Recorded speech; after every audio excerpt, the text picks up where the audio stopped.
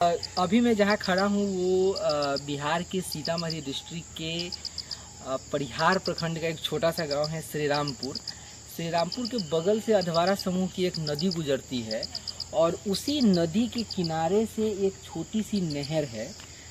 इस नहर के बारे में कुछ लोगों का कहना है कि 40 के दशक में ये नहर खोदा गया था और कुछ लोगों का ये भी कहना है कि कभी ये नदी का धार रहा होगा और नदी ने अपना धार बदल लिया, तो ये मतलब एक तरीके से नहर के रूप में अभी बहता है। बारिश के मौसम में जब पानी आती है तो इससे पानी बहता है, अन्यथा इसमें पानी नहीं रहता है। बहरहाल आज मैं बात इस बात पे कर रहा हूँ कि पिछले साल यानी कि साल 2023 के मानसून में बारिश औसत से कम हुई और बारिश औसत से कम तो 2015 से ही हो रही है, लेकिन पिछले साल एक चीज़ देखा गया कि अधवारा समूह की ये नदी जो ज्ञात इतिहास है, जो बुजुर्गों से हम सुनते हैं, उस इतिहास में पहली बार सूखी। तो पहली बार हमने नदी को सूखते हुए देखा, नदी को सूखा हुआ पाया, नदी का तलहट पूरी तरीके से देखा। लेकिन इस बार एक कह सकते हैं कि खुशी की बात यह है कि बारिश हुई है ना, और नदी ने खूब पानी लेकर आया। नदी जब पानी लेकर आया तो धरती का पेट भी भरा है ना, धरती का पेट भी पूरी तरीके से हम लोगों के लोभ और लालच ने खाली कर दिया है। मिला जुला के धरती अब कुछ चापाकल में पानी आने लगा है, तालाब भर गया है, नहर से आप मिंटू दिखाओ, नहर से जो है पानी बह रहा है, नदी भी मिला जुला के भरी हुई है, अभी भी नदी डूबा है। और इस वीडियो और इस बातचीत के बहाने हम नदी को थोड़ा सा समझने की कोशिश करते हैं। तो भूगर्भ शास्त्रियों का मानना है कि उत्तर बिहार का जो ये इलाका है वो पहले जो है जब धरती बन रही थी, धरती का इवोल्यूशन का टाइम था, तो ये एक बड़ी खाई हुआ करती थी और कुछ लोगों का कहना था कि ये समंदर का हिस्सा था, है ना। फिर आप लोग भूगोल में पढ़ते होंगे कि गोंडवाना लैंड से जो है, जो भारतीय उपमहाद्वीप जो यूरेशियन प्लेट है उसका टक्कर हुआ और उससे हिमालय पहाड़ बना, और ये हिमालय और गंगा यमुना के बीच का इलाका है।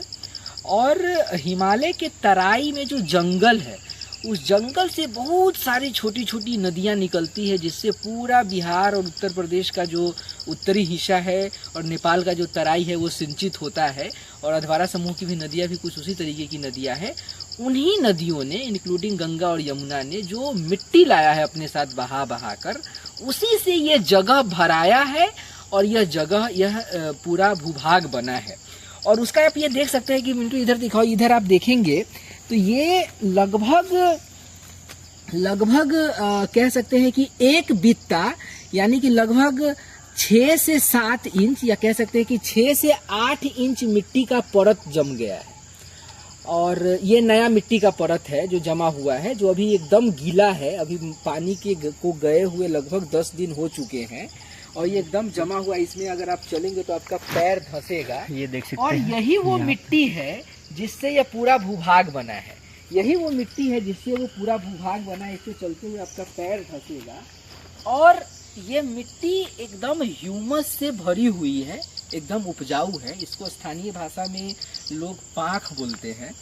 और पहले बुजुर्ग बताते हैं कि नदी बाढ़ लेकर आती थी और बाढ़ के साथ जो है ढेर सारी ऐसे पाँख लेकर आती थी, ऐसी मिट्टी लेकर आती थी और खेतों में फैला देती थी। और फिर धान जब हम छींटते थे तो लहलहा के धान होता था, कोई खाद देने की ज़रूरत नहीं, कोई कीटनाशक देने की ज़रूरत नहीं, लहलहा के धान होता था।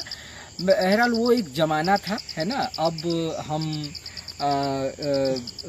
टेक्नोलॉजिकल एग्रीकल्चर के युग में प्रवेश कर चुके हैं, जब हम क्या कहते हैं, नए मतलब जेनेटिक मॉडिफाइड बीज और तमाम तरीके की आडंबर की बात करते हैं।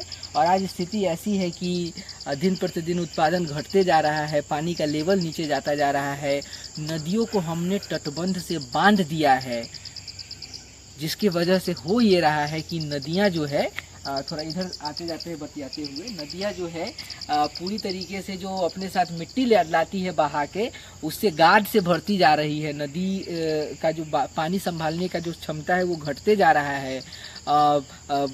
खेत में जो ये मिट्टी जाता था वो अब जा नहीं रहा है, तो खेत मरते जा रहा है।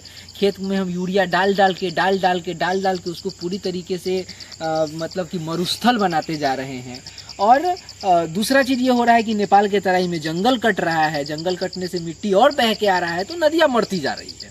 और इसी का एक लक्षण हम देख रहे थे, इसका एक परिणाम देख रहे थे कि पिछले साल नदियाँ सूख गई थी। ये वीडियो रैंडम वीडियो है, इधर में हम लोग ऐसे ही समझने आए थे, घूमने आए थे, तो सोचा कि जो विचार आ रहा है उसको थोड़ा रिकॉर्ड किया जाए और अपने गांव और अपने मतलब और साथियों से जो है साझा किया जाए। अब ये पानी बह रही है, ये जो ये नहर से आप देख रहे हैं, अभी नदी उस तरफ है, थोड़ा सा अगर 20 कदम चल के जाएंगे तो नदी उस तरफ है, पानी बह के आ रही है।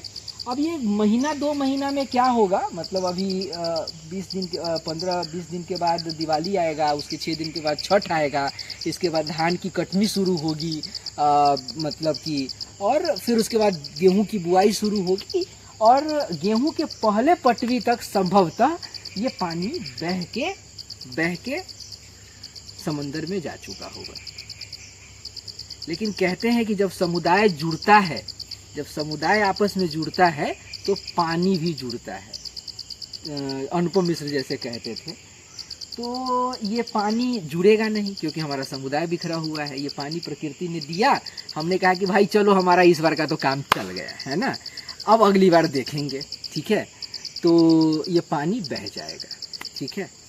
लेकिन इसमें एक संभावना और है कि अगर इस पानी को सामुदायिक प्रयास से सस्टेनेबल तरीके से, देसी तरीके से अगर जगह जगह रोका जाए, तो जो धरती का पेट खाली हुआ है पानी से, वो भी पर्कुलेट होके जो भूगर्भीय जल है उसकी भी आपूर्ति होगी, वो भी पुनर्भरण होगा। और साथ साथ इस क्षेत्र में कम से कम इस गांव के लिए एक नया वाटर इकोनॉमी बन सकता है, जिस पानी में हम मछली पालन कर सकते हैं, जिस पानी में से हम रबी के फसल का सिंचाई कर सकते हैं, और अगर वो पानी बचता है तो धान आगात रोप सकते हैं। ये सब बहुत बड़ी संभावनाएं हैं। सपने देखने में कोई बुराई नहीं है, और अगर सपना देखा जाए तो ये वाटर इकोनॉमी बना जाए, मतलब क्रिएट किया जा सकता है छोटे से गांव में एक छोटे से प्रयास से। लेकिन देखते हैं, है ना, ये जो सपना हम देख रहे हैं इसको कितना समुदाय को साथ में लेकर कितना हम कर पाते हैं। लेकिन ये संभावना है कि अगर पानी को रोका जाए जगह जगह चेक डैम बनाकर, तो पानी रुक सकता है। और इस पानी के ऊपर कई सारे नवाचार कर सकते हैं। मछली पालन हो सकता है, इससे जो है सिंचाई हो सकता है। सिंचाई के लिए लोगों की जो निर्भरता रहती है ज़मीन के जल पर, और मतलब उसके लिए पता नहीं कितना तुमको पता है कि सिंचाई के लिए कितना चलता है, कै रुपये घंटा चलता है? लगभग 150 रुपये। सिंचाई के लिए कै रुपये घंटा चलता है चंद्रकांत? 100 रुपये घंटा सिंचाई का दर है यहाँ पे। तो वो पैसा, और ये मतलब कि कई एकड़ ज़मीन जो है सिंचित हो सकता है इससे, बस एक छोटे से प्रयास से, कि अगर समुदाय जुड़ जाए और इस नदी की बात भी हम नहीं कर रहे हैं, इस नहर पे जगह जगह पे पानी को रोका जाए। ये एक संभावना है, जिस संभावना को मैं बस बोल रहा हूँ। कोशिश करते हैं कि हम लोग चेतना पीठ हमारा संगठित हुआ है गांव में, तो अगर चेतना पीठ के युवा जो है इस पर समुदाय को अगर एक साथ ला सके तो ये संभव है, ये किया जा सकता है, ये इतनी बड़ी बात नहीं है। तो इसीलिए मैं दिखा रहा था। अभी मैं इसी ह्यूमस को ये मतलब से गुजर रहा हूँ, तो मुझे याद आया अचानक इस ज़मीन के बनने की कहानी, तो मैंने सोचा कि आप लोगों से शेयर किया जाए। बाकी मतलब बहुत ज़रूरी है जानना कि जिस भूगोल में, जिस मतलब भूमि पे हम रहते हैं, उसकी कहानी अगर जाना जाए कि वो कैसे बना, और तभी हम अपने अस्तित्व को समझ पाएंगे, तभी हम हमारे अस्तित्व पे जो समय समय पे क्राइसिस आता है उसको समझ पाएंगे। तो यही था। आप जुड़े रहिए। थैंक यू वेरी मच, है ना, कि आपने लास्ट तक देखा।